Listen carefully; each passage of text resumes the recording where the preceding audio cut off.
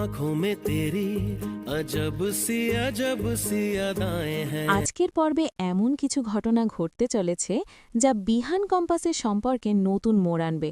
ভুল বোঝাবুঝি, রাগ আর ভালোবাসার মাঝে তৈরি হবে এক আবেগঘন মুহূর্ত, যার প্রভাব পড়বে গোটা পরিবারে।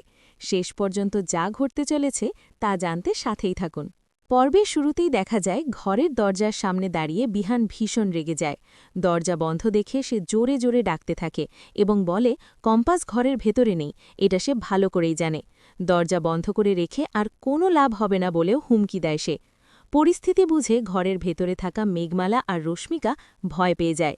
শেষ পর্যন্ত মেঘমালা দরজা খুলতেই বিহান প্রশ্ন ছুড়ে দেয়, কম্পাস কোথায় গেল? মেঘমালা জানায় কম্পাস একটু বাইরে গেছে, শিগগিরই ফিরে আসবে। কিন্তু বিহান এতে মোটেই সন্তুষ্ট হয় না। ঠিক তখনই মালি এসে জানায় কম্পাস নাকি মোনালিসাদের বাড়িতে গিয়েছিল দাদুর সঙ্গে কথা বলতে এবং সেখান থেকে কিছুক্ষণ আগেই বেরিয়েছে। এই কথা শুনে বিহানের রাগ আরও বেড়ে যায়। নিজের জন্মদিনের জন্য এত আয়োজন করার পরও কম্পাস কিছু না জানিয়ে চলে যাওয়ায় সে ভীষণ কষ্ট পায়। রাগের মাথায় বিহান সেখান থেকে চলে যায়। অন্যদিকে সে সেই জায়গায় পৌঁছায় যেখানে জন্মদিনের অনুষ্ঠান হওয়ার কথা ছিল। চারদিক অন্ধকার দেখে সে অবাক হয়ে যায়। হঠাৎ করেই আলো জ্বলে ওঠে আর চোখের সামনে লাল পোশাকে সেজে দাঁড়িয়ে থাকে কম্পাস। মুহূর্তেই সব রাগ ভুলে যায় বিহান। কম্পাস এগিয়ে এসে জন্মদিনের শুভেচ্ছা জানায় সে ইচ্ছা করেই এমনভাবে আসতে চেয়েছিল। এরপর কেক কাটা হয়, একে অপরকে খাইয়ে দেয় দুজনেই।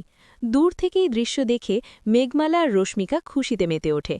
পরবর্তীতে বিহান কম্পাসকে জানায় সে অপহরণের শিকার হয়েছিল। তবে কম্পাস বলে প্রমাণ ছাড়া এখন এসব কথা বলা ঠিক হবে না।